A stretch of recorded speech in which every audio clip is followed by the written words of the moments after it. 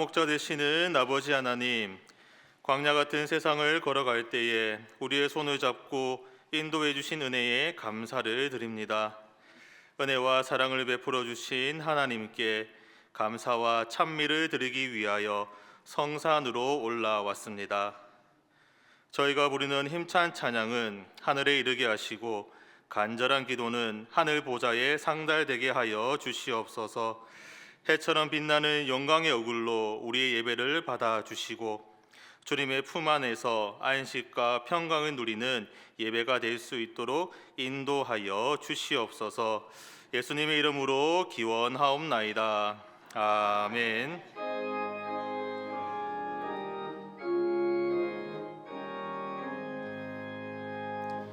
만복의 근원 하나님,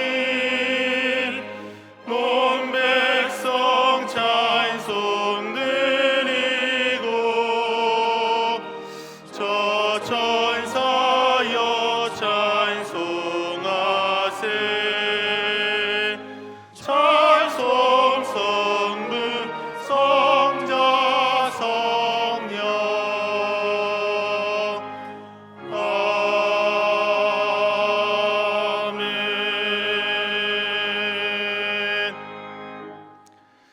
다 함께 교독문 123번을 교독하겠습니다. 거룩하다 거룩하다 거룩하다 주 하나님 곧 전능하신 이여, 전에도 계셨고 이제도 계시고 장차 오실 이시라.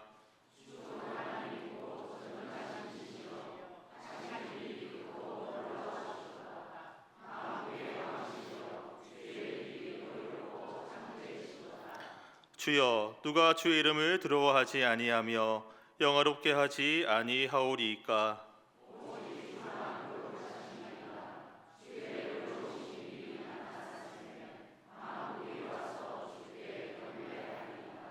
우리 주 하나님이여, 영광과 존귀와 권능을 받으시는 것이 합당하오니 주께서 만물을 지으신지라.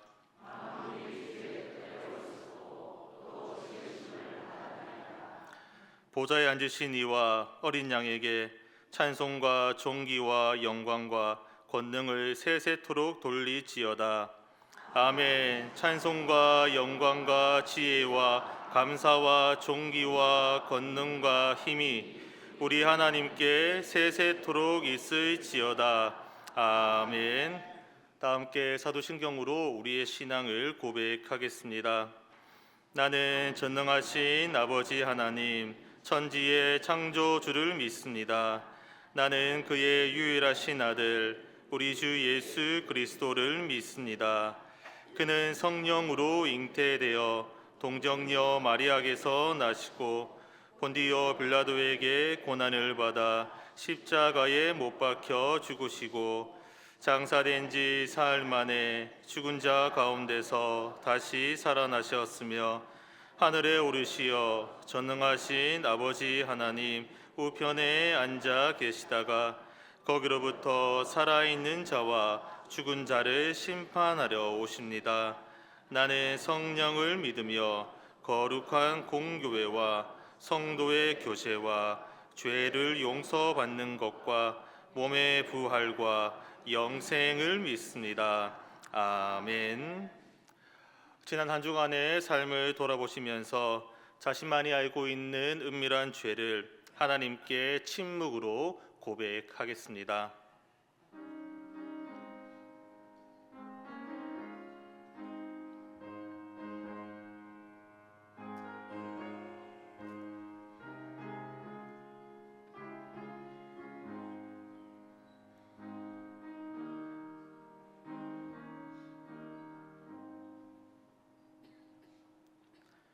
하나님께서는 하나님 앞에 나와 자신의 은밀한 죄를 고백하는 이에게 하나님의 말씀을 통하여 이렇게 선포하십니다.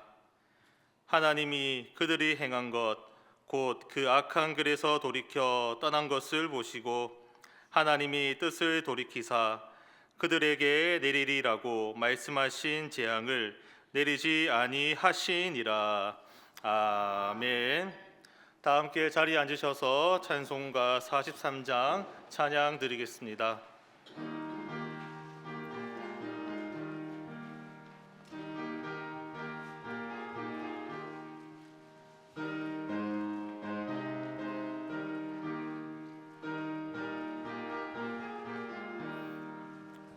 즐겁게 안식할 날 반갑고 좋은 날 내 마음을 평쾌하니 즐겁고 기쁜 날 이 날에 천하 만민 다 보좌 앞에서 참되신 삼위일체 다 찬송 부르네.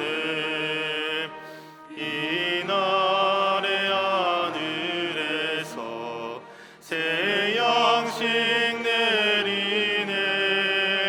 성회로 모이라고 종소리 울리네.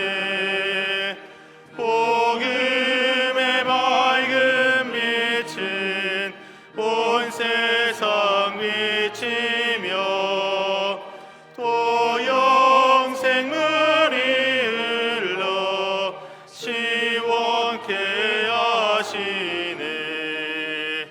이 주의 지킴으로 새 은혜 입어서 영원히 쉬는 곳에 다 올라갑시다.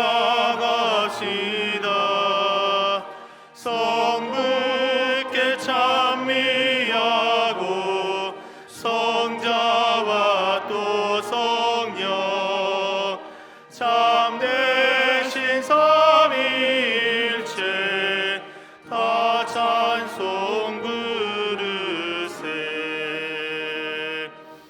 아멘.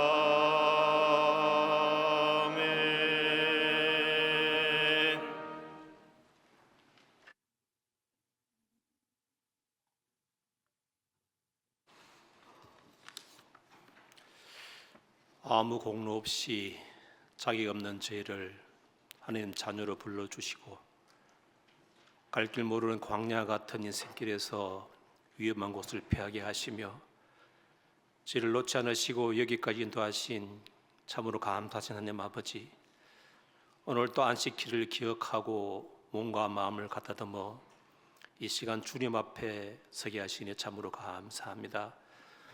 늘 부족한 모습이지만 그럼에도 불구하고 목숨까지 내어놓으며 끝까지 저를 사랑하신 주님의 긍휼하심과 다함이 없는 주님의 사랑을 알기에 그저 감사함으로 주님께 나아가오니 이 예배를 기뻐 험령하여 주시옵소서. 오늘 예배 가운데 구원의 언약과 십자가 대속 은혜를 되새김하며 돌같이 딱딱한 마음이 살처럼 부드러워지고 의심의 안개가 걷히고 근심의 구름이 사라지며 삶의 이유가 주님이 되게 하셔서 삶의 무게를 견딜 수 있는 믿음과 버려야 할 것은 버릴 수 있는 용기가 저희 마음에 가득 채워져 진리 안에서 자유하고 일상에서 선하고 온전한 행함으로 이웃과 화평을 이루어 의의 열매를 풍성히 맺는 축복된 삶이 되게 인도하여 주시옵소서. 역사의 주관자이신 하나님 아버지, 나를 기도합니다. 국제의 정세는 심하게 요동치고 북한은 문을 굳게 닫고 전쟁의 힘을 키우고 있는데 나라 안에는 해결할 문제들이 쌓여만 가는데 이 나라는 심히 분열되어 헌법 질서의 건강도 흔들리고 있습니다. 하나님, 이 나라를 여기까지 인도하셨듯이 온 국민 힘 모아 지혜롭게 이 위기를 잘 극복할 수 있게 인도하여 주시옵소서. 매서운 겨울 바람 속에서도 마른 나무가지에 맺혀 있는 겨울 눈 속에 새싹이 움트고 있듯이 어지럽게 갈라져 앞길 보이지 않는 캄캄한 이 시국이 희망찬 새 질서가 세워지고 도약하는 움츠림이 되게 하셔서 진영 간에, 지역 간에, 세대 간의 갈라진 틈이 메워지고 더욱 강건해져 더욱 감사함으로 한 손에 복음을 들고 한 손에 사랑을 들고 온 땅 구석구석 누비는 민족이 되게 인도하여 주시옵소서. 이곳에 떼고 평강을 세우시고 저희를 부르셔서 영과 진리로 함께 예배드리며 사랑으로 하나 된 평강의 공동체 이루가기를 원하시는 하나님 아버지, 우리는 저희가 주일 오후 시간에 공동체 예배와 말씀 나눔과 공동체별 자유활동을 통해 더욱 강한 믿음의 공동체를 이루어 복음 전파와 이웃 사랑에 더욱 힘쓰고자 하오니 각 공동체에 해당되는 모든 이들이 공동체 활동에 잘 참여할 수 있도록 마음을 주장하여 주시옵고, 공동체 활동을 통해 교회의 시선이 넓혀지고 비전이 커지고 성김이 확장되게 인도하여 주시옵고, 앞서 수고하시는 분들에게는 하늘의 비밀을 맡은 청지기의 마음을 주셔서 주어진 일들을 잘 감당하게 인도하여 주시옵소서. 말씀을 받습니다. 말씀을 듣기만 하여 자신은 속이는 자가 되지 않게 하시고, 말씀을 영혼의 거울로 삼아 입술의 말과 마음의 생각과 뜻을 잘 살핌으로 세상의 것은 구별하나 십자가 사랑으로 세상을 품고 성결하셔서 저희가 있는 곳에 하나님 나라가 세워지고 저희 행함이 자녀들에게 믿음의 거울이 되어 하나님 나라가 계승됨으로 저희 이름이 생명책에 다 기록되어 주님 예비하신 새 나라 새 땅에 모두 들어가는 축복된 삶이 되게 인도하여 주시옵소서. 말씀을 전하시는 담임 목사님 입술과 마음을 주장하셔서 준비된 말씀이 저희 마음에 잘 스며들게 인도하옵시고, 담임 목사님의 영육을 늘 강건하게 하셔서 많은 사를 감당하시게 인도하여 주시옵고, 같은 해에 분보선님과 전선님께 주시옵고, 몽골 땅 조장선민 선교사님과 저들이 돕고 기도하며 돕는 모든 선교사님께도 같은 은혜 주시옵소서. 교회를 위해 예배를 위해 섬기는 모든 분들의 수고를 기회가 주시옵고, 그들이 기도하며 소망하는 일들이 다 이루어져 더욱 감사함으로 섬길 수 있는 은혜를 주시기를 간절히 바라오며, 이 모든 고백과 간구를 거룩하신 예수 그리스도 이름으로 기도드립니다.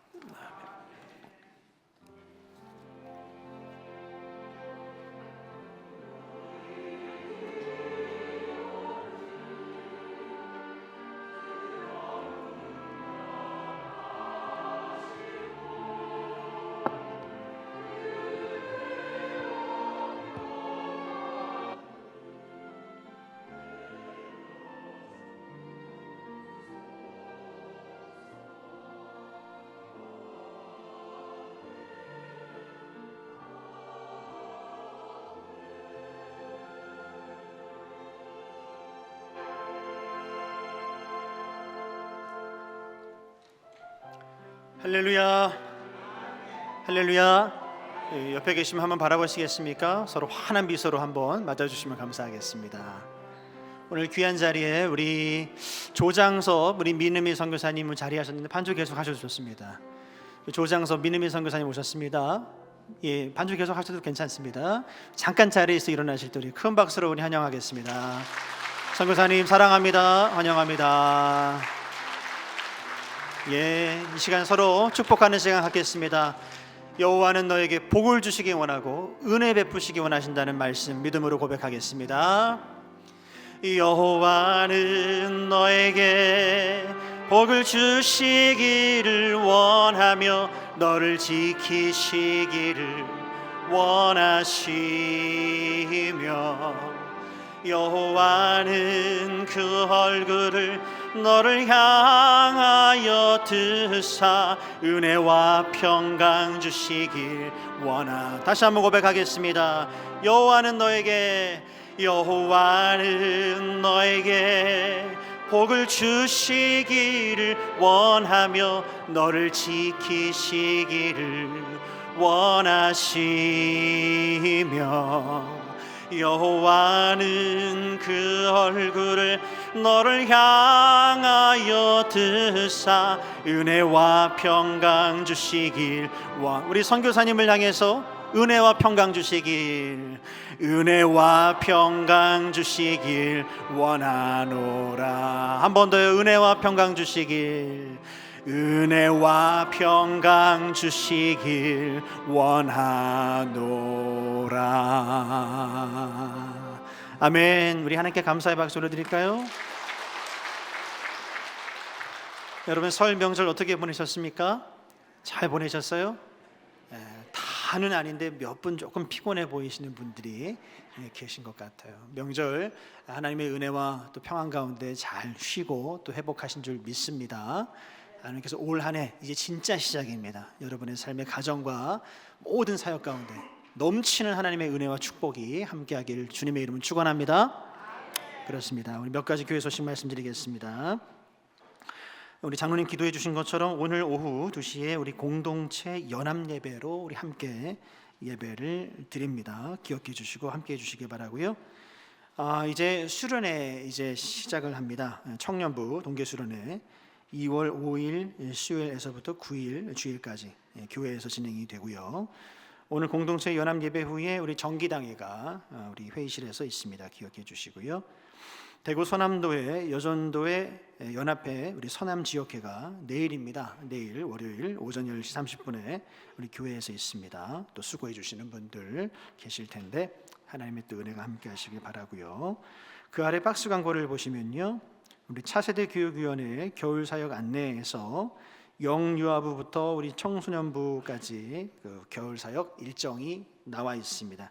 이렇게 일정을 실어드리는 이유는 여러분 기도하실 때 이 사역을 위해서 우리 아이들 이번 겨울 우리 성경학교를 통해서 수련회를 통해서 하나님의 은혜를 또 체험할 수 있도록 기도해 주시고 또 우리 수고해 주시는 우리 교사 선생님들 또 교역자들 위해서도 여러분 함께 또 기도해 주시면 또 감사하겠습니다. 그 아래 내용 보시면요. 우리 로이 제자학교라고 되어 있죠. 그 대상이 4세에서 8세 어린이라고 되어 있는데요. 2월 9일부터 시작이라고 되어 있습니다.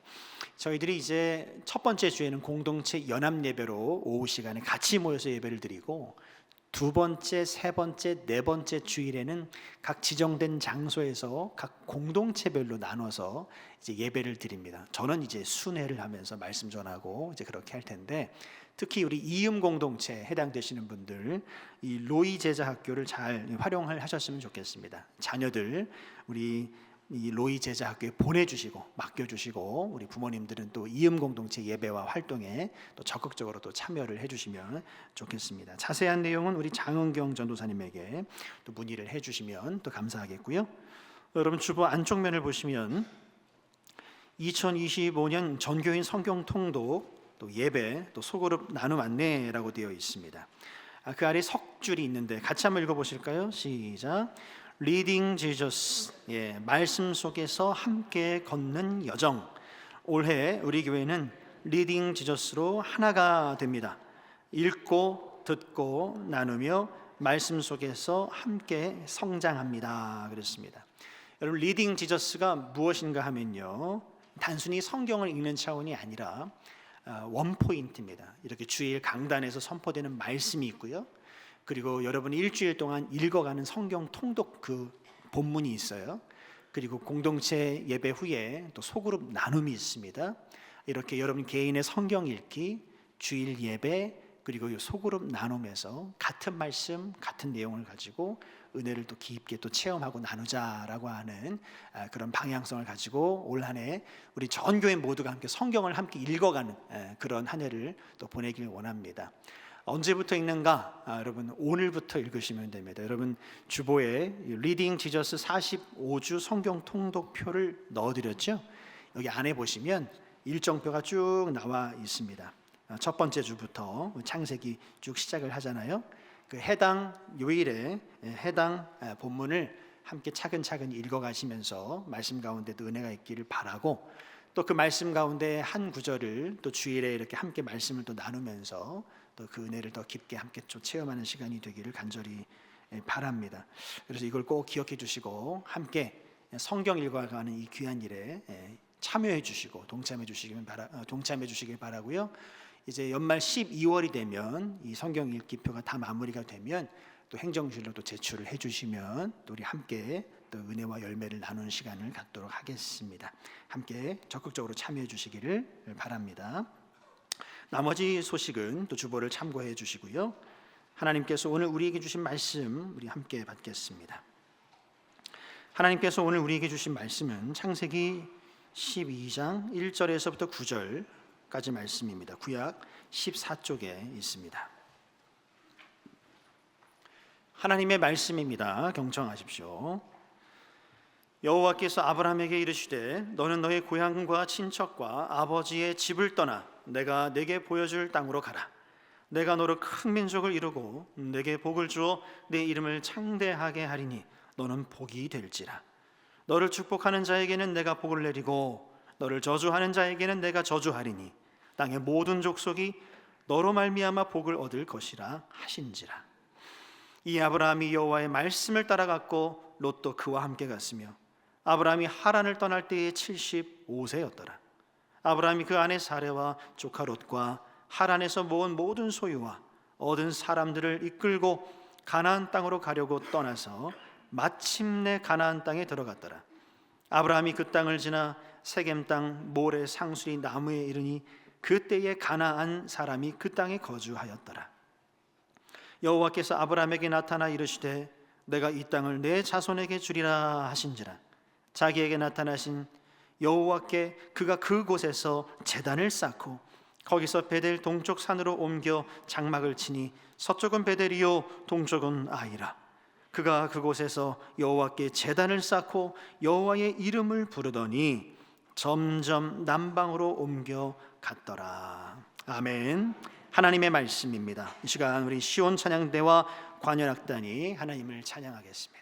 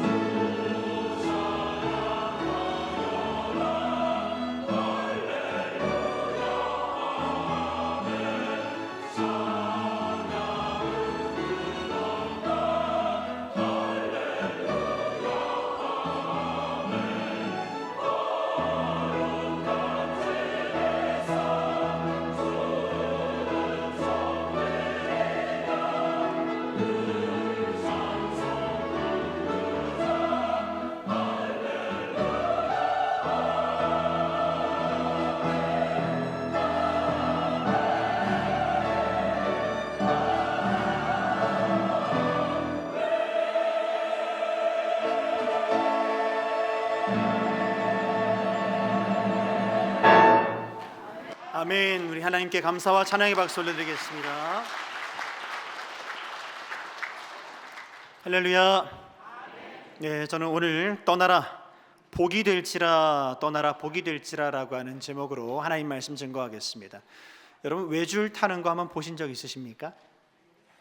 저는 어렸을 때 우리 아이들이 어렸을 때 민속촌에 갔다가 이렇게 한복 입은 어떤 분이 부채 하나 들고 이렇게 줄을 왔다 갔다 하면서 이렇게 제줄을 넘는 그 모습을 본 기억이 있습니다. 그걸 보면서 야, 정말 대단하다. 어떻게 저렇게 떨어지지 않고 외줄을 균형 감각을 잘 잡고 저렇게 탈까라고 하는 생각이 들었는데요. 그래도 그건 괜찮죠. 근데 만약에 여러분 나이아가라 폭포 위에서 외줄을 탄다면 여러분 어떻겠습니까? 여러분 1859년입니다. 1859년 미국 나이아가라 폭포 위에 외줄을 걸고 그 외줄을 오며 가며 탔던 사람이 있습니다. 찰스 브론딘이라고 하는 사람인데요. 여러분 1859년이면 우리나라는 어떤 시대였을까요? 철종, 고종, 조선 말기입니다. 우리나라는 그러고 있을 때 참 나이아가라 위에서 외줄을 타고 있었다니 참 이렇게 대단하다 싶은 생각이 드는데요. 이 찰스 브론딘이라고 하는 사람이 이제 외줄을 건너고 이제 외줄을 타면서 거기 많은 사람들이, 여러분 그 당시에 볼거리가 뭐 많이 있었겠습니까? 이런 행사를 한다고 하니까 많은 사람들이 이렇게 모였겠죠. 그 사람들에게 묻습니다. 제가 이 외줄을 잘 안전하게 타고 이렇게 돌아올 걸 믿으십니까? 그랬더니 많은 사람들이 환호하면서 예, 믿습니다 라고 이렇게 이야기를 했어요. 그 많은 군중들의 그 환호와 기대에 부응하면서 이 찰스 브론든이 안전하게 외줄을 건너갔다 이렇게 옵니다. 이번에는 안대를 가지고 눈을 가리면서 제가 이제 두 눈을 가리고 이제 이 장대 하나 의지해서 외줄을 탈 텐데 제가 안전하게 이 외줄을 탈 거라고 믿으십니까? 그랬더니 많은 사람들이 더 큰 목소리로 예, 믿습니다 라고 이야기를 하는 거예요. 그래서 정말 눈을 가리고 장대 하나 의지해서 외줄을 이렇게 타는 겁니다. 이번엔 외발 자전거를 타가지고 이제 제가 이 외발 자전거를 타가지고 이 외줄을 타고 갔다 올 텐데 여러분 제가 안전하게 다녀올 걸 믿으십니까? 많은 사람들이 예, 믿습니다 라고 이야기를 하는 거예요. 실제로 그렇게 외발 자전거를 타고 외줄을 또 잘 타고 이렇게 왔어요. 또 묻습니다. 여러분 제가 사람을 등에 업고 제가 외줄을 타는 거 여러분 믿으십니까? 이랬더니 많은 사람들이 예, 더 큰 목소리를 환호하며 믿습니다 라고 이야기를 하는 겁니다. 그러면 누가 타시겠습니까? 사람들이 조용해지는 겁니다. 아무도 나서질 않는 것이죠. 그때 딱 한 사람, 나서는 사람이 있었는데 그 사람이 바로 해리 콜코드라고 하는 바로 이 찰스 브론든의 친구였고 또 매니저였던 사람이 나서게 됩니다. 그래서 그를 등에 업고 이 찰스 브론든이 안전하게 이 나이아가라 폭포를 외줄을 타고 다녀왔다는 이야기입니다. 여러분 그렇습니다. 이게 바로 믿음이라는 것이죠. 우리는 말로는 다 합니다. 믿습니까? 예, 믿습니다. 할 수 있습니까? 할 수 있습니다. 오늘 말씀처럼 떠날 수 있습니까? 떠날 수 있습니다 라고 이야기는 하지만 정작 그게 내 이야기가 될 때는 우리는 망설이게 되더라 라고 하는 것입니다. 오늘 말씀 보시면 하나님께서 아브라함에게 떠나라 라고 말씀하셨어요. 그 떠나라고 하는 하나님의 그 말씀에 순종하며 아브라함은 떠나게 되었다라고 하는 것입니다. 여러분 오늘 말씀을 보시면 아브라함은 떠났고요, 또 복이 되었고요, 또 하나님께 감사하며 제단을 쌓았다는 것입니다. 떠나는 인생, 복이 되는 인생, 하나님을 기억하며 예배하는 인생을 우리가 살아야겠다라고 하는 것을 오늘 말씀 속에서 우리가 함께 하나님의 음성으로 들을 수 있기를 주님의 이름으로 축원합니다. 그리고 이 남의 이야기가 아니라 내 이야기, 내 삶의 진짜 결단과 행동으로 여러분 열매 맺을 수 있는 여러분과 또 제가 되기를 주님의 이름으로 축원합니다. 여러분 아브라함의 인생은 어떤 인생이었을까요? 아브라함의 인생은 정말 떠남으로 시작하는 인생이었다라고 밖에 할 수가 없습니다. 처음에 아브라함의 고향이 어디입니까? 갈대아 우르라고 하는 곳입니다. 지도를 보시면 여러분 우르라고 하는 곳에서 하란으로, 또 하란이라고 하는 곳에서 약속의 땅 가나안으로 계속해서 이동하고 떠나고 옮겨 다니는 인생이 바로 이 아브라함의 인생이었다라고 할 수가 있어요. 그의 고향이었던 저 우르, 갈대아 우르라고 하는 곳은 여러분 어떤 곳입니까? 메소포타미아 그 문명의 중심지였어요. 중심지. 여러분 메소포타미아라고 하는 이 말 자체가 어떤 뜻인가 하면 두 강 사이에 있는 땅을 이야기하는 것입니다. 두 강이 어떤 강일까요? 바로 유브라데스 강과 티그리스 강, 바로 그 두 강 사이에 있는 아주 비옥한 땅, 멋진 땅이 바로 이곳이 되는 것이죠. 근데 겉으로 볼 때는 참 비옥한 땅이고 경제적으로 여러 가지로 번성한 땅일지는 몰라도 영적으로는 굉장히 악한 땅, 바로 패망한 땅, 음란한 땅이 바로 이 우르라고 하는 곳이었습니다. 지난 주일이었죠. 우리가 함께 말씀을 나누면서 여러분 제가 발람이라고 하는 거짓 선지자에 대해서 말씀을 나누지 않았습니까? 그 발람의 고향이 어디라고 그랬습니까? 부돌이라고 했습니다. 그 부돌이라고 하는 곳이 바로 이 메소포타미아의 지역에 있는 동네였다라고 지난 주일에 말씀을 드렸습니다. 하나도 기억하지 못하시는 표정입니다. 여러분, 그 정도로 이 우르라고 하는 곳은 영적으로 타락한 도시였다라고 하는 것이죠. 그렇기 때문에 하나님께서 아브라함과 그의 아버지 데라에게 그 땅을 떠나야 된다, 떠나 내가 너에게 지시할 땅, 보여줄 땅, 약속의 땅으로 나아가라고 지금 그렇게 말씀을 하고 계신 것입니다. 여러분, 하란이라고 하는 곳은 어떤 곳입니까? 지도를 보시면 저 우르라고 하는 곳에서부터 하란에 이어서 가나안 땅까지, 이곳을 우리가 성경 공부를 하게 되면 꼭 언급되는 부분이기도 한데 이곳을 비옥한 초승달 지역이라고 이야기를 합니다. 왜냐하면 초승달 모양으로 이렇게 생겼기 때문에 바로 저것이 굉장히 비옥한 땅이었고 강줄기가 있는 땅이고, 그래서 많은 무역상들이 저 길을 따라서 오며 가며 이렇게 했던 것이죠.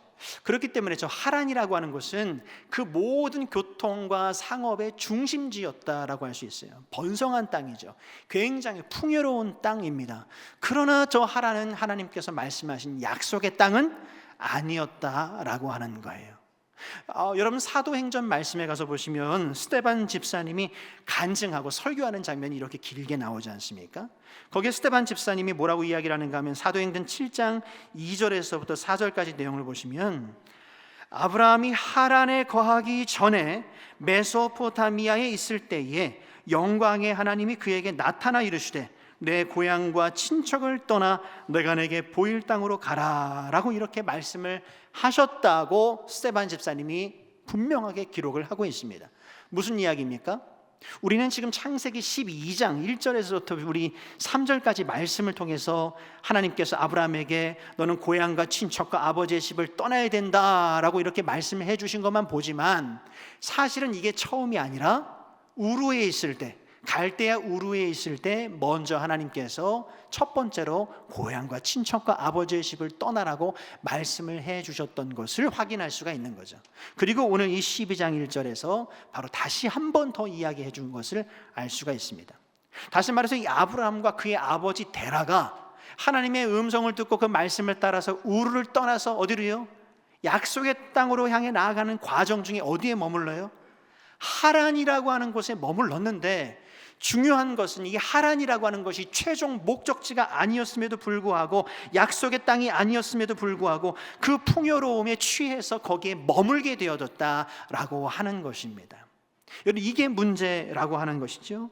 그 하란에서 지금 하나님께서는 아브라함에게 다시 말씀을 하는 거예요. 떠나라. 그곳을 떠나라. 너의 고향과 친척과 아버지의 집을 떠나 내가 너에게 진짜 보여줄 그 땅으로 지금 나아가라고 지금 말씀을 하고 있다라고 하는 것이죠. 여기 우리가 한번 정리하고 넘어갈 필요가 있는 것이, 우리가 창세기 11장 32절이죠. 그러니까 창세기 11장의 마지막 끝절입니다. 보시면 데라가 205세가 되어져서 어디에서요? 하란에서 죽었다라고 이렇게 기록을 하고 있어요. 그리고 나서 12장으로 이렇게 넘어오니까, 아브라함이 그 아버지 데라가 죽고 난 다음에 그 다음에 이제 약속의 땅 가나안 땅으로 옮겨갔나 보다 라고 생각하기가 참 쉽지만 그게 아니라고 하는 것을 우리는 확인을 할 수가 있어요. 이 나이를 좀 비교해서 연대기를 조금 따져보면 답이 바로 나오는데요, 데라가 70세의 아브라함을 낳았다고 창세기 11장 26절 말씀에 기록을 하고 있습니다. 몇 살에 낳았다고요? 70세에 낳았다 그랬어요. 그리고 12장 오늘 4절 말씀에 가서 보시면 아브라함이 몇 살에 하란을 떠났다고요? 그렇죠. 75세에 하란을 떠났다라고 되어 있습니다. 그럼 그 앞에 바로 앞에 11장 마지막 절에 데라가 몇 살에 죽었다고요? 205세가 되어져서 죽었다라고 기록을 하고 있습니다. 이 말은 무슨 말일까요?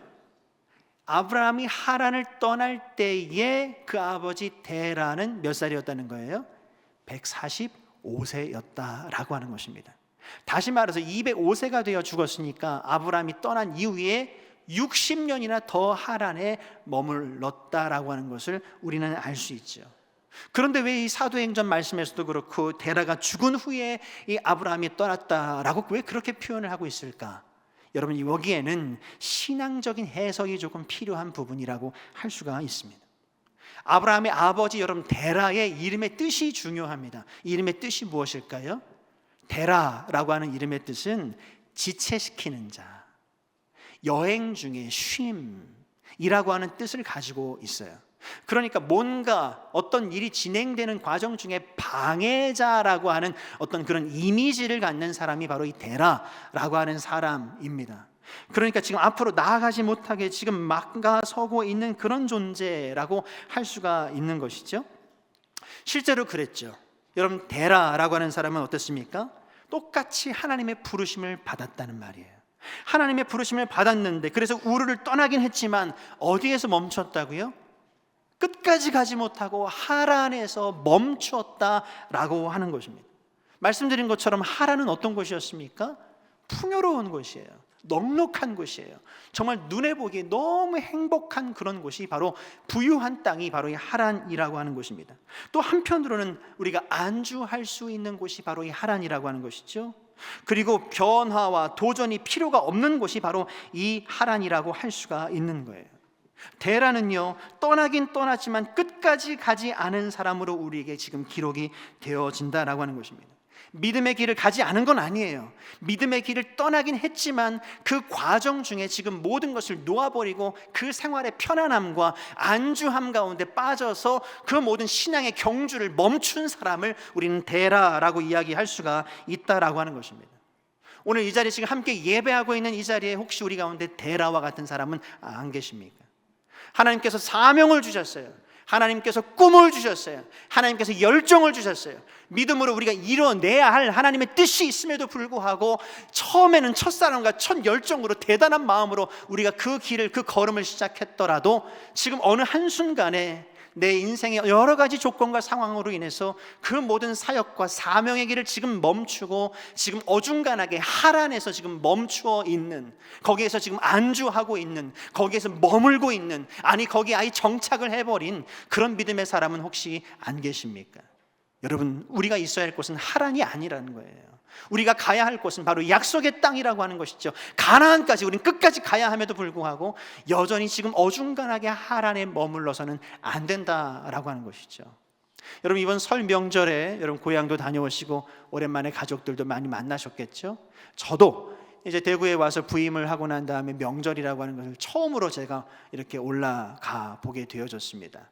근데 올라가는데 처음에 내비게이션을 찍었을 때는 그 가는 시간이 3시간 30분이라고 이렇게 나오더라고요. 갈만하겠다 싶었는데 뭐 뉴스에서 뭐 눈 소식도 있고 그렇긴 했습니다만 별일이야 있겠어라고 하면서 이렇게 출발을 이렇게 했습니다. 근데 편안하게 갔습니다. 날씨도 너무 좋더라고요. 근데 추풍령 있는 데쯤 가니까 거짓말같이 날씨가 싹 바뀌더니 엄청나게 눈이 막 내리는 거예요. 차가 더디게 가게 되죠. 중간중간에 사고 난 이렇게 모습도 보이게 되고, 또 아이들이 이렇게 휴게소 좀 들렸다 가자고 이야기를 합니다. 휴게소도 한 번 들리고 또 가다가 멈추고 2번 들리고 3번이나 휴게소를 들려서 아주 천천히 걸으면서 도착을 했습니다. 7시간이 걸렸어요. 엄청나게 걸렸죠. 그런데 여러분 우리 말씀 가운데 제가 이 말씀을 왜 드리는가 하면, 우리가 가고자 하는 목적지가 있어요. 근데 목적지가 있습니다. 그 가운데 엄청나게 내리는 눈이라고 하는 장애물을 만나요. 또는 중간중간에 사고도 있습니다. 또는 잠깐 쉬어가려고 우리가 휴게소도 들립니다. 그런데 여러분, 눈이라고 하는 장애물이 있다고 해서, 사고의 위험이 있다고 해서, 또 우리에게 편안한 쉼을 주는 휴게소와 같은 곳이 있다고 해서 우리가 가야 할 그 목적지를 우리가 잃어버려서야 되겠습니까? 여러분, 목적지를 잃어버리고 계속 휴게소에 머무실 분이 계십니까? 아니죠. 사고의 위험이 있고 장애물이 있고 편안한 휴게소와 같은 곳이 있음에도 불구하고 우리는 계속해서 끝까지 최종 그 목적지까지 나아가야 하는 것이죠. 하나님은 지금 아브라함에게 말씀을 하고 계십니다. 떠나야 된다. 떠나야만 너희가 하나님의 약속, 새로운 은혜를 경험할 수 있다고 하나님은 이렇게 말씀을 지금 하고 계신 거예요. 그렇다면 여러분, 우리가 무엇으로부터 우리가 떠나야 될까요? 무엇으로부터 떠나야 될까요? 하나님은 오늘 말씀을 속에서 우리에게 아주 분명하게 보여주고 계십니다. 첫 번째가 무엇입니까? 고향입니다. 너의 고향과 친척과 아버지의 집을 떠나라고 분명히 말씀하고 있어요. 고향이란 무엇입니까?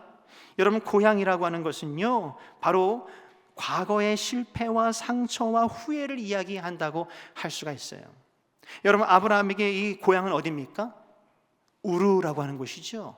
근데 아브라함에게 우르라고 하는 것은 행복한 기억이 있던 곳이었을까요? 아니에요. 이 아브라함의 동생 하란이 죽은 곳이 바로 이 우르라고 하는 곳입니다. 다시 말해서 이 아브라함에게 이 우르라고 하는 곳은 상처고 아픔이고 슬픔이었다라고 하는 거예요. 오늘 이 말씀을 우리에게 적용해 보자면 우리에게도 과거에 아픔이 있고 상처가 있습니다. 과거에 실패했던 기억이 있습니다. 과거에 어려움이 있습니다. 과거에 어두웠던 그런 기억이 있습니다. 그런데 그 모든 것으로부터 매여 있지 말고 떠나라고 지금 하나님은 우리에게 지금 말씀하고 있는 거예요. 과거의 상처로부터, 과거의 어려움으로부터 우리가 떠나지 않으면 새로운 은혜를 우리가 경험할 수가 없다고 지금 우리에게 말씀을 하고 있는 거예요. 사랑하는 성도 여러분, 여러분의 과거의 그 어둠, 과거의 그 상처, 과거의 후회로부터 여러분 과감히 떠날 수 있기를 주님의 이름으로 축원합니다. 그게 고향을 떠나는 거예요. 두 번째, 어디를 떠나라고요? 친척을 떠나라 그랬어요. 여러분, 우리가 요즘 시대의 친척은 좀 멀게 느껴지기도 합니다만 이 시대의 친척이라고 하는 것은 여러분 안전한 보호막을 의미합니다. 왜냐하면 그들은 같이 이렇게 집성촌을 이루고 함께 모여 살았거든요. 서로가 서로를 지켜주는 그런 관계였다라고 하는 것이죠. 그런 의미에서 친척이라고 하는 것은 안전한 보호막이고 익숙함이고 편안한 일상이라고 이야기를 할 수가 있어요. 다시 말해서 지금 아브라함에게 지금 친척을 떠나라라고 하는 이 말은 너의 그 안락함, 너의 그 편안함, 너의 그 익숙함으로부터 도전하고 떠나라고 지금 말씀해 주고 계시는 하나님의 음성이다라고 하는 것입니다. 뭘 이야기하는 것일까요? 도전이 없는 신앙, 변화가 없는 신앙, 예배를 드리긴 드리지만 하나님을 경험하지 못하는 습관적인 우리의 신앙으로부터 떠나라고 지금 하나님은 우리에게 말씀을 하고 계신 거예요. 이런 신앙을 일컬어서 우리는 뭐라고 이야기를 합니까? 매너리즘에 빠져 있는 신앙이라고 이야기합니다. 매너리즘에 빠져 있는 신앙. 여러분, 매너리즘이라고 하는 말은 어느 말에서 왔어요? 매너라고 하는 말에 왔어요. 매너라고 하는 말의 뜻이 뭐예요? 방식, 방법이라고 하는 뜻이에요. 매너리즘에 빠져 있다는 것은 뭘 의미하는 것일까요? 교회 생활을 어떻게 하면 잘하는지 너무나 잘 아는 것을 이야기해요. 교회 안에서 또는 사회생활에서 사람들과의 관계, 인간관계를 어떻게 해야 되는지 너무나 잘 아는 그런 사람을 이야기한다고 할 수 있어요. 어떻게 예배를 드리는지 잘 아는 사람을 이야기하고 있어요. 어떻게 섬겨야 우리가 인정받을 수 있는지 잘 아는 사람이라고 할 수가 있어요. 바로 그런 습관적인 우리 신앙의 태도와 그런 섬김과 그런 봉사의 자리로부터 떠나라고 지금 이야기를 하고 있는 거예요. 새로운 은혜, 새로운 도전, 새로운 변화를 위해서 습관을 버리고 익숙함을 버리고 도전하라고 나아가라고 지금 하나님은 우리에게 말씀하고 있는 것입니다. 첫사랑과 첫 열정을 잃어버리고 고착화되어 버려진 너의 그 신앙의 그 위치로부터, 자리로부터 떠나라고 지금 우리에게 말하고 있는 것이 바로 너의 친척을 떠나라라고 하는 거예요. 사랑하는 성도 여러분, 그렇습니다. 바로 이런 익숙한 우리의 신앙, 습관적인 우리의 신앙으로부터 떠나 여러분 새로운 기도의 자리로 나아가시길 주님의 이름 축원합니다. 말씀의 자리로 여러분 나아가실 수 있기를 축원합니다. 영적인 도약을 위해 여러분 그런 익숙한 신앙으로부터 여러분 떠나실 수 있기를 주님의 이름 축원합니다. 떠나지 않으면 새로운 은혜가 우리에게 없다라고 하는 것을 우리에게 이야기하는 것이죠. 마지막으로 무엇을 떠나라고 이야기하고 있습니까? 아버지의 집을 떠나라고 이야기하고 있어요. 고향과 친척을 떠나고 아버지의 집을 떠나라.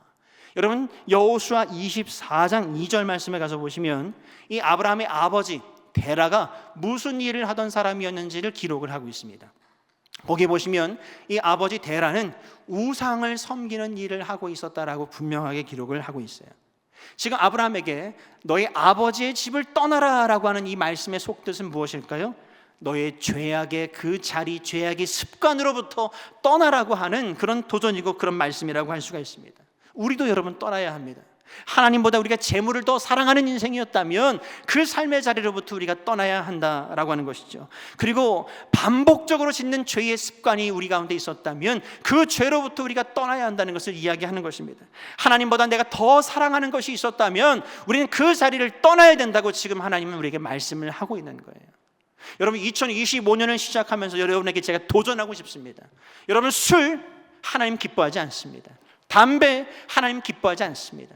술과 담배와 하나님께서 기뻐하지 않으시는 영적인 게으름과 영적인 나태함과 그 모든 것들로부터 여러분 과감하게 결단하고 올 한 해는 한번 새롭게 좀 출발해 보실 수 있기를, 떠나보실 수 있기를 주님의 이름으로 축원합니다. 새로운 결단으로 여러분 이 한 해를 채워보실 수 있기를 주님의 이름으로 축원합니다. 그래야 됩니다. 떠나야 새로운 인생이 열린다는 거예요. 떠나야 하나님의 약속이 여러분의 삶에 진짜 이루어지게 된다라고 하는 사실입니다. 여러분 우리가 히브리 사람 이렇게 이야기를 합니다. 근데 이 히브리라고 하는 말은 이 어느 말에서 왔는가 하면 아바르라고 하는 말에서 왔어요. 이거 원어는 중요하지 않아요. 그 뜻이 중요하지. 이 아바르라고 하는 뜻은 무슨 뜻이 있는가 하면 강을 건넌다라고 하는 뜻이 있습니다. 강을 건넌다라고 하는 이 아바르라고 하는 말에서 히브리, 원어로는 이브리라고 하죠. 이 이브리라고 하는 말이 나왔다는 거예요. 다시 말해서 히브리 사람은 어떤 사람을 이야기하는 거예요? 강을 건넌 사람을 히브리 사람이라고 이야기를 합니다. 여러분 최초의 히브리 사람이 있어요. 누구죠? 아브라함이에요. 아브라함이 약속의 땅을 향해서 처음으로 강을 건넌 사람이 바로 그였다, 히브리 사람이었다라고 하는 것입니다. 아브라함이 약속 하나 믿고 하나님의 말씀 하나 믿고 강을 건넜던 것처럼 여러분 우리도 여러분 뒤를 돌아보지 않고 새로운 삶으로 나아가야 할 사람들이다라고 하는 거예요. 우리도 강을 건넌 사람들이다라고 하는 거예요. 주님의 은혜로 구원의 강을 건넌 사람들이 우리가 아닙니까? 얼마 전에 그 동물 다큐를 이렇게 보는데요, 이 건기와 우기가 이렇게 계절이 바뀌면서 많은 동물들이 이동을 하지 않습니까? 물소떼예요. 물소떼가 막 먼지바람을 일으키면서 막 한참을 달려서 강을 이제 막 건너기 시작을 합니다. 처음에는 조심조심 하더니 이제 한 마리가 건너기 시작하니까 뒤에 우르르 이제 함께 막 건너게 되는데, 정말 그 가운데 숨어있던 녀석들 누구죠? 어떻게 그렇게 잘하세요? 악어가 고개를 이렇게 들추더니 스물스물 다가옵니다. 그러더니 연약한 놈, 또 새끼들 뒷다리를 물고 이제 강으로 들어가는 거예요. 살겠다고 아둥바둥 치고 막 발버둥을 치는 그런 모습 가운데 사투하는 그 모습 끝에 그 물소떼들이 이렇게 강을 다 건너게 되는 모습을 보게 되었어요. 여러분 우리가 그랬다는 거예요. 우리가 이 믿음의 강, 이 구원의 강을 우리가 어떻게 건너게 되었습니까? 우리 힘으로는 도저히 건널 수 없는 그 강을 우리 주님 예수 그리스도의 능력으로, 복음의 그 능력으로, 예수의 그 은혜로 우리가 그 강을 건넌 사람들이 아닙니까? 우리는 그 강을 건넌 사람들이에요. 우리가 그 강을 어떻게 건넜는데 여러분 건너온 그 강을 여러분 다시 건너가시겠습니까? 또는 그 옛사람, 그 옛 삶의 흔적을 여러분 동경하시겠습니까? 바라보시겠습니까? 그럴 수 없다라고 하는 거예요. 여러분 미련을 갖지 말고 떠나라고 오늘 말씀은 우리에게 과감하게 도전을 하고 있는 거예요. 떠나야 믿음이 시작되고 떠나야 하나님의 역사가 시작이 된다라고 우리에게 말씀하고 있습니다. 사랑하는 성도 여러분, 떠나실 수 있기를 주님의 이름으로 축원합니다. 새로운 믿음의 자리로 나아갈 수 있기를 바라고 하나님의 약속을 향해서 여러분 믿음으로 나아갈 수 있기를 주님의 이름으로 축원합니다. 그렇다면 여러분 떠나는 것으로 끝일까요? 아니라는 거예요. 떠나는 것으로 끝이 아니라 그 떠난 우리에게 하나님은 두 번째 명령을 하십니다. 뭐라고 말씀하시죠? 복이 되라고 말씀하십니다. 복이 되라. 2절 말씀을 보시면 어떻게 되어 있습니까? 그 끝절에 너는 복이 될지라 라고 이야기하고 있습니다. 너는 복이 될지라. 여러분 우리는 복을 받는 것에 익숙합니다. 너무 복을 받기를 원합니다. 우리 연초에 우리 얼마나 많이 인사했습니까? 새해 복 많이 받으세요라고 이야기하잖아요. 정말 그렇죠. 새해 복 많이 받아야겠죠. 근데 오늘 말씀은 우리에게 어떻게 이야기하고 있습니까? 복을 받는 삶을 넘어서서 네가 복이 되어야 된다라고 말씀을 하고 있어요. 우리 새해 우리 인사가 바뀌어야 돼요. 새해 복 많이 받으세요가 아니라 당신이 복이 되십시오라고 그렇게 고백해야겠죠. 옆에 계신 분에 그렇게 한번 축복해 보실까요? 복이 되시기 바랍니다. 한 번 더요. 진짜 복이 되시기 바랍니다. 그렇습니다, 여러분. 복을 받는 것보다 내가 복이 되는 것, 내가 정말 복된 그 사람이 되는 것이 먼저다. 이게 중요하다는 것입니다. 너무나 좋은 샘플을 오늘 말씀 가운데 우리에게 허락해 하셨는데요, 바로 4절 말씀을 보십시오. 4절 말씀 같이 한번 읽어보실까요? 이에 아브라함이 여호와의 말씀을 따라갔고 롯도 그와 함께 갔으며 아브라함이 하란을 떠날 때에 75세였더라. 지금 두 사람이 나오고 있죠. 아브라함과 그의 조카 롯입니다. 한 사람은 복이 된 사람이고 한 사람은 복을 받은 사람이에요. 한 사람은 여호와의 말씀을 따라갔고 한 사람은 사람을 따라갔다라고 하는 것입니다. 말씀을 보시면 아브라함은 어떻게 했대요? 여호와의 말씀을 따라갔다라고 기록하고 있고 그 조카 롯은 어떻게 했대요? 아브라함을 따라갔다고 기록을 하고 있습니다. 여러분, 말씀을 따라가는 그 사람은 하나님께서 책임져 주시지만 사람을 따라가는 그 사람은 그 인생이 패망에 이르게 된다, 낙심에 이르게 되고 상처로 이르게 된다는 것을 우리에게 여실히 보여주고 있는 것입니다. 여러분, 롯이 어떻게 되어졌습니까? 사람 보고 따라갔던 그가 어떻게 되어졌습니까? 눈에 보기에 좋은 땅 소돔과 고모라를 선택했고 그 소돔과 고모라가 멸망할 때 그의 가족도 함께 멸망하게 되었다, 실패하게 되었다라고 하는 것을 우리가 말씀을 통해서 알 수 있지 않습니까? 여러분, 복을 받는 삶이 참 중요하죠. 여러분, 복을 많이 받으십시오. 근데 더 중요한 것은 뭐예요? 내가 그 받은 복을 내가 지켜낼 수 있는, 그 받은 복을 내가 잘 간직할 수 있는 사람인가라고 하는 것은 또 다른 문제라고 하는 거예요. 아무리 복을 100배, 1000배, 10,000배를 받았다 할지라도 내가 그 복을 가두어 둘 수 있는, 담을 수 있는 그릇이 안 되면 줄줄줄 새는 거예요. 많은 복을 받았어도 다 내 것이 아닌 것이 되어버리고 만다는 것입니다. 그것이 중요한 것이 아니라 내가 복 있는 사람이 먼저 되는 것, 그것이 중요하다고 오늘 말씀은 우리에게 이야기를 하고 있다라고 하는 거예요. 여러분, 누구를 따라가는가가 참 중요해요. 아브라함은 여호와의 말씀을 따라서 하나님을 따라갔어요. 롯은 사람을 따라가는 인생이었다는 것입니다. 여러분은 올 한 해 2025년 누구를 따라가시겠습니까? 누구를 따라가시겠습니까? 여러분, 친구 따라 어디 간다고요? 강남 간다는 말이 있어요. 그 좋은 강남을 가는 게 중요한 것이 아니라, 여러분, 강남이 아니라 어디로 가야 돼요? 우리에게 허락된 약속의 땅이 있다는 거예요. 우리는 약속의 땅으로 가야지 눈에 보기에 좋은 그곳을 사람 따라가면 안 된다라고 하는 것입니다. 사랑하는 성도 여러분, 여러분이 복입니다. 여러분이 복이에요. 복이 어디 다른 데 있는 것이 아니에요. 여러분이 복이 되시길 축원합니다. 그리고 그 복을 흘려보내실 수 있기를 바랍니다. 그리고 이런 사람 바라보지 마시고 사람 따라가지 마시고 사람 의지하지 마시고 하나님의 말씀 따라 승리하실 수 있기를 주님의 이름 축원합니다. 그렇습니다, 여러분. 그런데 복이 되는 사람이 되어져서 하나님의 약속의 말씀을 따라서 그 가나안 땅에 도착을 했습니다. 했는데 웬걸요? 기대했던 것처럼 그런 축복은 아니었다는 것을 말씀을 통해서 확인을 할 수가 있어요. 6절 말씀을 보시면 어떻게 되어 있습니까? 그곳에 누가 있었대요? 그곳에 가나안 사람이 거주하고 있었다라고 이야기하고 있습니다. 가나안 사람은 축복이 아니죠. 장애물이죠. 믿음으로 지금 나아갔는데, 약속의 말씀 하나 믿고 지금 하나하나 지금 한 걸음 한 걸음 왔는데 세상에 도착을 해보니까 가나안 사람이라고 하는 장애물이 있더라라고 하는 것입니다. 여러분, 우리 하나님은요, 우리에게 절대로 무주공산을 주시지는 않습니다. 무주공산을 주시지 않아요. 반드시 어려움도 있어요. 장애도 있어요. 상처도 있어요. 때로는 주의 일 감당하다가 아픔이 있을 수도 있어요. 그런데 그 가운데에서 우리가 어떻게 하는가가 참 중요한데, 오늘 이 아브라함이 그 땅에서 어떻게 했습니까? 그 땅에서 제단을 쌓았다라고 그렇게 기록을 하고 있어요. 제단을 쌓았다는 것이 무엇입니까? 하나님을 기억하는 삶이었다는 거예요. 그곳에서 하나님을 예배하는 삶이었다는 것을 이야기합니다. 예배를 통해서 하나님께 은혜를 공급받았고, 예배를 통해서 그 모든 상황을 넉넉히 이길 수 있는 힘을 공급받았다라고 하는 것을 오늘 말씀을 통해서 우리에게 이야기를 하고 있어요. 여러분, 가나안 사람들이라고 하는 장애물이 있을 수 있습니다.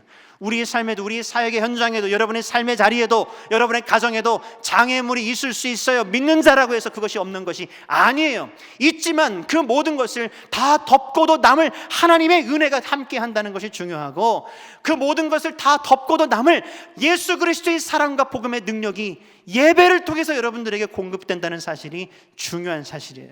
예배를 통해서 성령 하나님의 그 기름 부으심이 여러분들에게 넘치도록 역사한다는 사실이 중요하다라고 하는 거예요. 여러분, 이스라엘 백성들이 여리고 앞에 섰습니다. 근데 여리고를 여러분들이 창과 칼과 방패로 이겼습니까? 천만의 말씀이죠. 날카로운 칼, 날카로운 창으로 이긴 것이 아니라 그곳에서 그들이 했던 것은 나팔을 불며 찬양하고 예배한 것밖에 없었다라고 하는 것입니다. 우리에게 보여주는 것이죠. 승리는 우리의 힘과 능으로 싸워서 이기는 것이 아니라 하나님을 예배할 때 승리하는 것이다. 예배 가운데 하나님의 능력을 힘입어 승리하는 것이다 라고 하는 것을 우리에게 보여주고 있는 것입니다. 여러분, 이 아브라함이 어디에 도착을 했다고 말씀에 기록하고 있습니까? 세겜에 이르렀다라고 기록하고 있어요. 세겜. 이 세겜이라고 하는 말의 뜻이 무엇일까요? 어깨라고 하는 뜻을 가지고 있습니다. 어깨. 이 히브리 사람들은 이 어깨에서 힘이 나온다고 생각을 했어요. 그래서 힘이라고 하는 뜻도 있어요. 그리고 더 나아가서는 그 의미가 발전해서 책임진다라고 하는 뜻도 있습니다. 다시 말해서 어깨, 힘, 책임진다. 여러분, 뭘 이야기하는 것일까요? 약속의 말씀 믿고 그들이 따라왔던 그 아브라함과 그 가족을 여호와 하나님께서 어떻게 해요? 어깨에 그를 메어주고 책임져 주시겠다라고 하는 뜻이 이 안에 담겨 있다는 거예요. 수고하고 무거운 짐진 자들아 다 내게로 오라. 내가 너희를 쉬게 하리라 그랬어요. 할렐루야. 수고하고 무거운 짐진 자들아, 내가 너희를 정말 진정으로 쉬게 하리라. 내가 너의 삶을 내 어깨에 짊어 주리라, 메어 주리라 약속해 주시며 그의 인생을 끝까지 책임져 주신 하나님의 은혜가 여러분의 삶에도 함께하길 주님의 이름 축원합니다. 그리고 이 세겜에서 이동해서 어디로 가게 됩니까? 8절 말씀을 보시면 베델과 아이 사이에 장막을 쳤다라고 기록을 하고 있어요. 여러분, 베델이라고 하는 곳의 이름의 뜻이 무엇입니까? 베이트 엘입니다. 그래서 벳엘입니다. 베이트는 뭐예요? 집이라고 하는 뜻이죠. 엘은 하나님이란 뜻이죠. 베델은 하나님의 집이라고 하는 뜻이에요. 반대로 아이라고 하는 이 이름의 뜻은 무엇일까요? 폐허, 돌무더기라고 하는 뜻을 가지고 있습니다. 다시 말해서 하나님의 집과 폐허, 돌무더기 사이에 장막을 쳤다라고 이렇게 기록을 하고 있어요.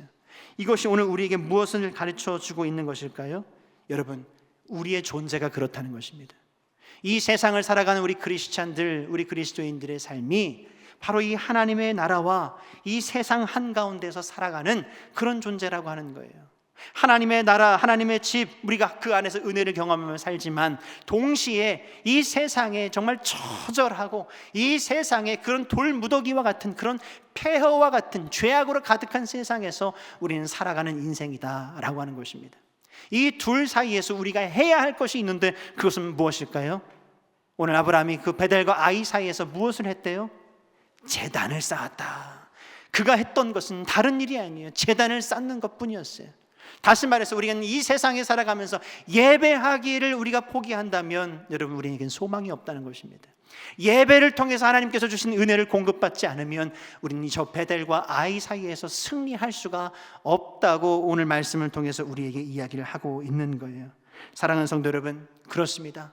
우리가 이 베델과 아이와 같은 이 세상에서 살아가지만 여러분, 그 가운데 승리할 수 있는 유일한 방법은 여러분이 그 예배 자리를 통해서 하나님을 만나는 거예요.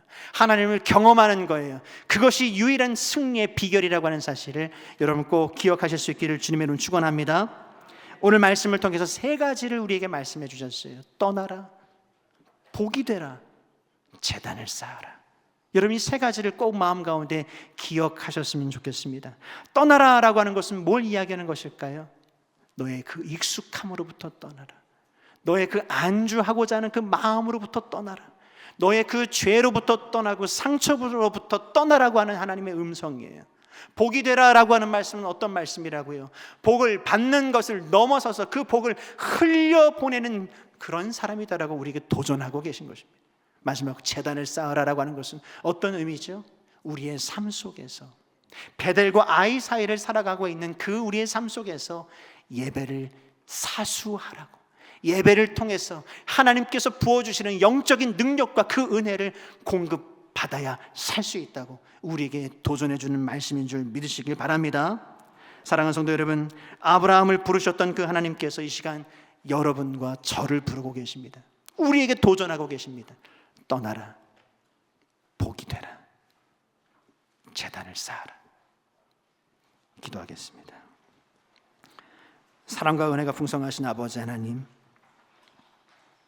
오늘 우리에게 주신 이 말씀을 붙잡고 이 시간 우리가 결단합니다. 내가 떠나야 할 곳에서 머뭇거리지 않게 해주시고, 나를 붙잡고 있는 그 데라와 하란에서 벗어나게 해주시고, 믿음으로 강을 건너 새로운 삶을 살 수 있도록 우리에게 은혜를 더하여 주시옵소서. 주님, 받기만 하는 그런 신앙이 아니라 정말 내 자체가, 내 삶이 복이 되는 그런 삶을 살아가게 하여 주옵시고, 사람을 따라가는 것이 아니라 말씀을 따라가는 인생이 되게 하여 주옵시고, 베델과 아이 사이에서 예배를 삶의 중심에 두며 승리하는 인생이 되게 하여 주시옵소서. 주님, 이제 우리는 떠나기로 결단합니다. 주님, 이제 우리는 복이 되겠습니다. 주님, 이제 우리는 예배하는 삶을 살겠습니다. 우리의 삶을 통해서 하나님 영광 받으시고 우리와 동행하여 주시옵소서. 감사드리며 예수 그리스도의 이름으로 기도드립니다. 아멘.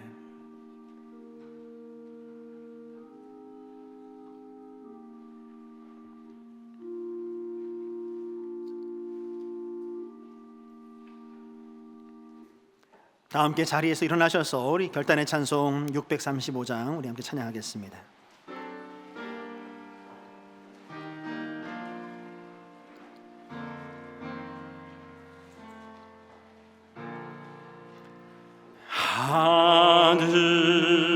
하늘에 계신 아버지, 이른 거룩하사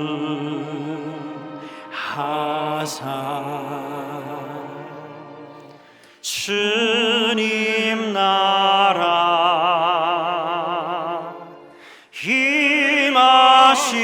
임하시고 뜻이 이루어지이다.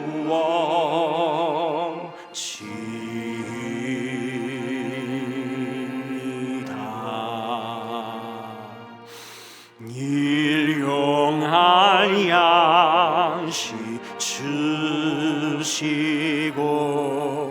우리들의 큰 죄 다 용서하옵시고 또 시험에 들게 마시고 악에서 구원하소서. 대개 주의 나라 주의 권세 주의 영광 영원히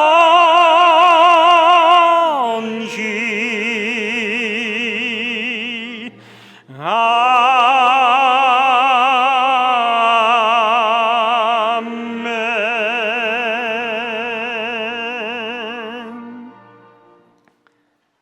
사랑과 은혜가 풍성하신 아버지 하나님, 우리를 부르시고 또 떠나게 하시며 복이 되는 삶을 살게 하시는 하나님의 은혜에 감사드립니다. 오늘 드린 이 예물을 주님 기뻐 받아 주옵시고 우리의 삶이 주님께 진정으로 드려지는 그런 산 제사가 되게 하여 주시옵소서. 주님, 예배는 끝나지만 예배가 끝나도 우리의 삶이 계속해서 예배가 되게 하여 주옵시고 어디서든 말씀을 따라가며 하나님을 예배하는 자로 살아가게 하여 주시옵소서. 떠나야 할 것은 과감하게 떠나고 복이 되는 길을 선택하고 늘 주님과 동행하는 삶이 되게 하여 주시옵소서. 감사드리며 예수 그리스도의 이름으로 기도합니다. 아멘.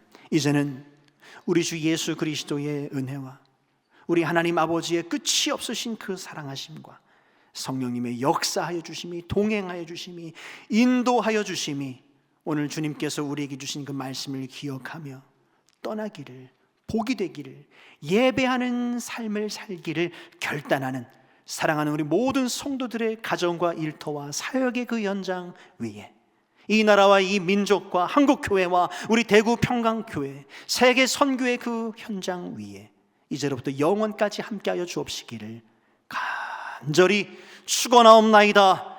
아멘.